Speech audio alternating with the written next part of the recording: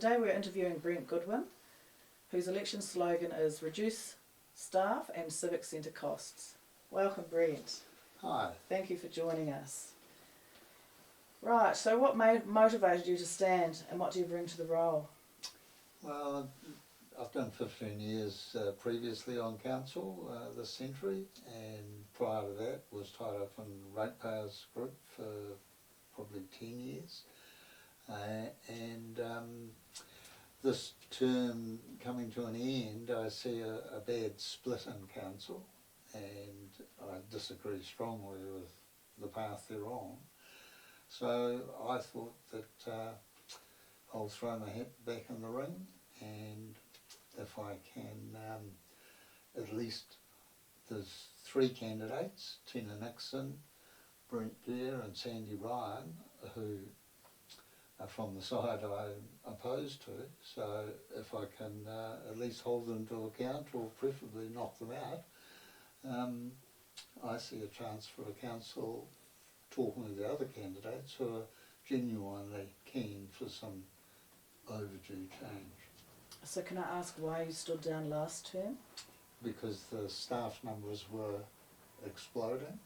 I wasn't able to make any progress and against that, and so it was the biggest noise I could make because no one ever puts it in the consultation documents or anything. Most people didn't even know it had happened. That the staff costs when Lyn started were 5.6 million a year for 65 full-time equivalents. Right now it's 134, costing 14.2 million. So it's the biggest explosion in costs of anything, and a lot of people don't know that it's happened, and not one councillor, or quite a few of the staff I've asked, have any idea where all these staff are. I mean, I understand council are taking on a lot of central government compliance type work, so they have to employ people for that. Look, I don't mind there's an extra 2 or 3 staff gone into infrastructure and an extra 2 into building regulation and control. Don't mind that at all. The bulk of them, I'm pretty certain, have gone into community wellbeings, and that's government has allowed them to do it. It hasn't compelled them. You do not have to, go down that road as heavily as this. Mm-hmm. At the end of the day, it's a huge cost, and our rates are very high. Mm. So let's talk rates. Yep. Given that a lot of, like you say, our rates go towards staff costs, along with a number of other things. Do you know what the median wage is for the people of Masterton? Whatever it is, I did look it up, and it's 76% of the New Zealand average. More important is that in New Zealand, 54% of the electorate are considered fixed income.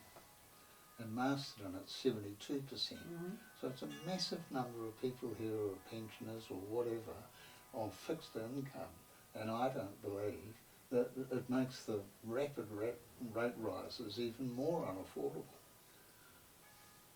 Thanks. Do you think the long-term plan rate increase approved at 6.8% for the next 10 years is affordable for ratepayers, and what strategies would you employ or support to manage or reduce those increases? My first priority, and it'll be the hardest task I've ever dreamed of on a council, is to try and reduce staff. And I don't underestimate how hard that is going to be. And whether if I get on, my fellow councillors will have the resolve to fight that. It's a very difficult thing to do.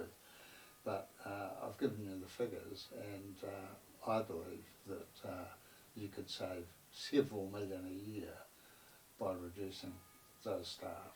And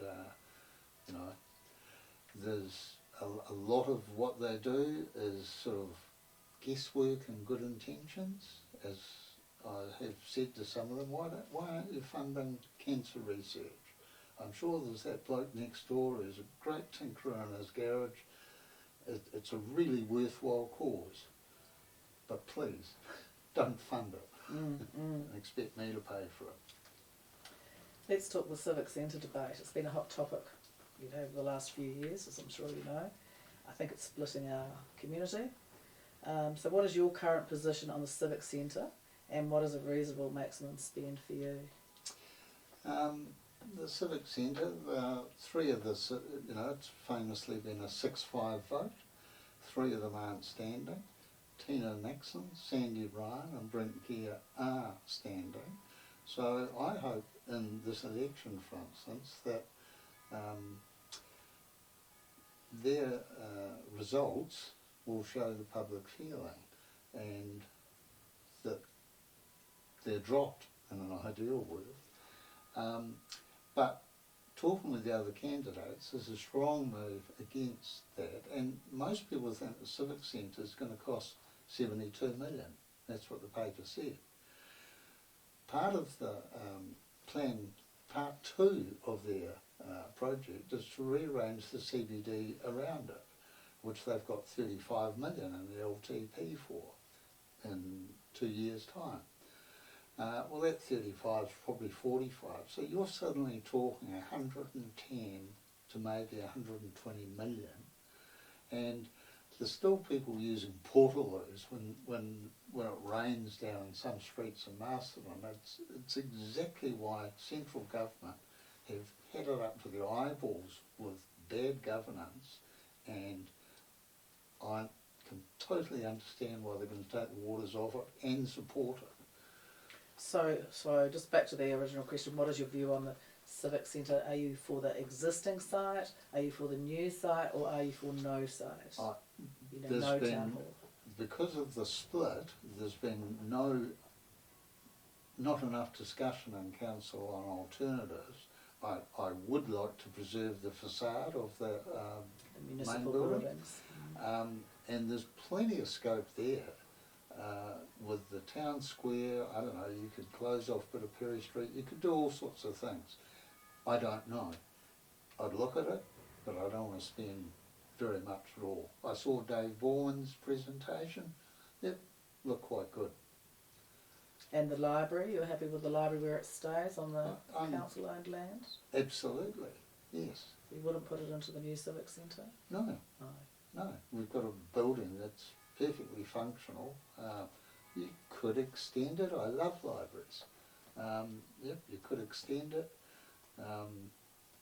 I won't go into what they did with those prefabs and what have you, but they've got the land, you could extend it. It's the biggest step forward in libraries has happened when we get the interlibrary service. So I can go in and get a book that's in Lower Hutt, it's here in 2 days.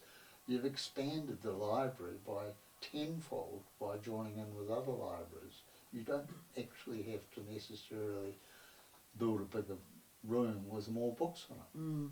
So what's your view on the Masterton Theatre Company's proposal for their theatre plans? Good on them, I don't know, but again it raises the question of, so we'll build a theatre there, we'll build one in the Civic Centre, I don't know, will we build one in Tanui as well? Well, it depends on the funding model, because this town can't afford to be funding both the Civic Centre and the theatre company. Poor planning, and you're going to come to amalgamation later, which I support, and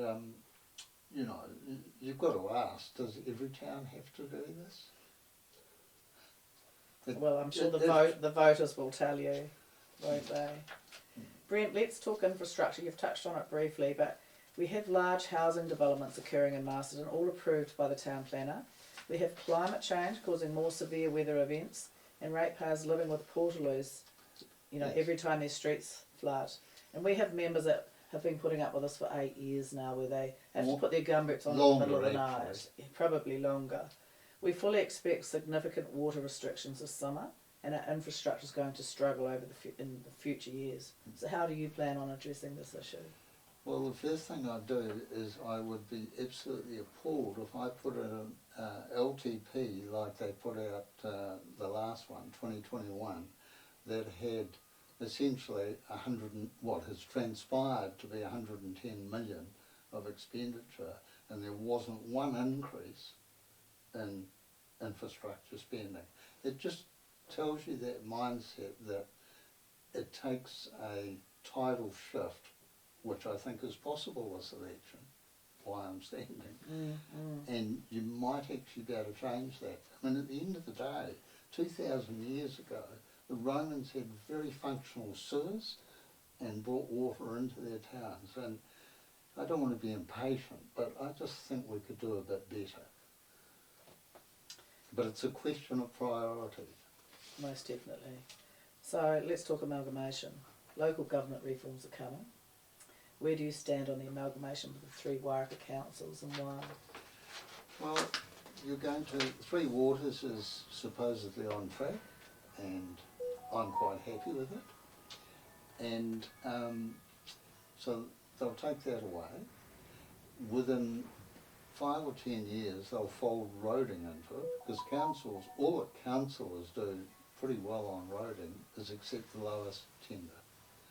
It's run by NZTA, and it's run by them for the same reason that water has been taken off them, and that decades ago, the joke was you drive down a dirt road, you hit a patch of tarmac, and you know the chairman lives around there. And so NZTA took control of roading off councils. The same thing's going to happen with water. If you take roading and water off, that's about 90% plus of Masterton's budget. So you'll have effectively a community board arguing about the library hours and what flowers to plant at the roundabout or whatever. And then you'll see amalgamation of councils. Massive amalgamation over New Zealand. And the history of councils is a history of amalgamation. Castle Point and Morrisville, to name just 2, used to have 4 councils, ridings they called them.